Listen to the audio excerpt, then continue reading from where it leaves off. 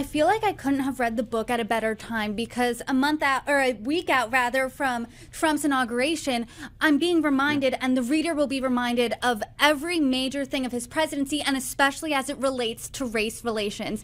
And as you said, Biden won in 2020, saying he was saving the soul of America. Then there was obviously a voter backlash to that because Donald Trump won in 2024. And Trump's 2016 victory, as you point out in the book, was backlash to the second civil rights movement. So what do you think his 2024 victory represents?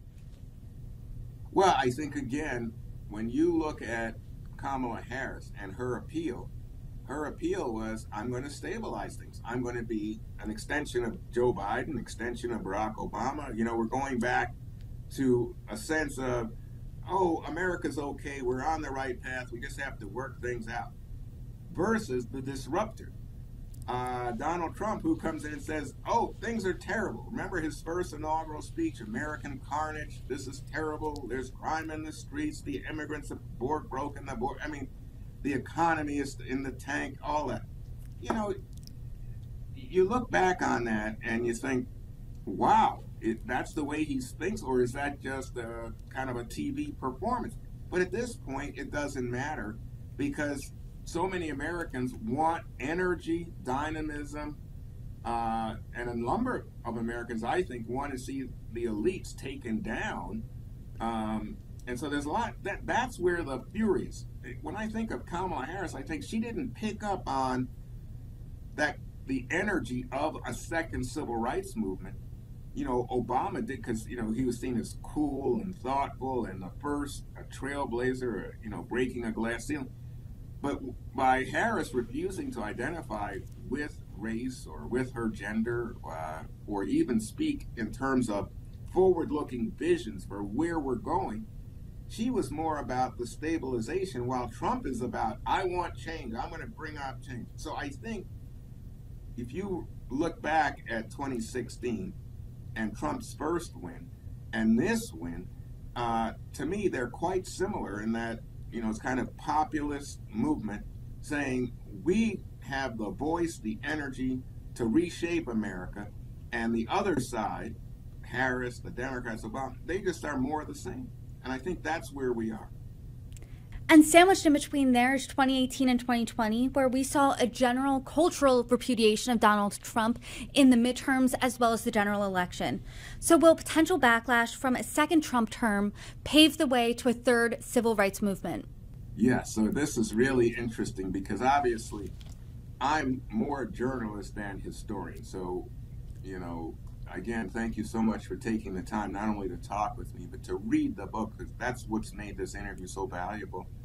And, you know, what I do in the book is I tell the story of race relations from a journalist perspective. So you can see, here are the events that define that period. It's not so much my opinion that I think jumps out at you as the telling of the story of this era in terms of race relations. And you now say to me, so Juan, does that mean there's going to be a third movement? And I do think, I mean, Brittany, thank you. Yes, you're right. I mean, you have the sense of where I was going. There is a third movement dawning. And the question is how and where would it go? Because right now, so many people are discouraged on the Democratic side, on the left side. They say, look, you know, Donald Trump won the election. And what is Donald Trump talking about with regard to race? He's saying, oh, we don't want any of this diversity, equity, and inclusion stuff. We're going to get rid of that. You know, he's saying he doesn't think that we need to have discussions about slavery in the past anymore. You know, he's like a guy who, as his slogan says, make America great again. In a way, he wants to go back to a phase in American life when we didn't have to deal with all this consideration of race, gender, ethnicity, immigrants, when America demographically was overwhelmingly white, when America was black as the largest minority, not Latinos. He wants to go back to an America where he was more comfortable and where much of his base, which is overwhelmingly white, was more comfortable. And I don't know if he will be successful or not. that's why I say I'm more the journalist than the story. I can't tell you. I don't know. That story hasn't happened yet. But I think that for the third movement to be born, it has to react and evolve. And what that means is, I think, figuring out how to win elections against someone like Donald Trump and the Make America Great Again movement. So what does that mean? They got to figure out how to appeal to people, including the overwhelming number of white people who voted for Donald Trump. And they've got to figure out how to appeal to those younger Black and Latino men who also, in surprising numbers, voted for Donald Trump, and say to them that there is a left wing or Democratic vision.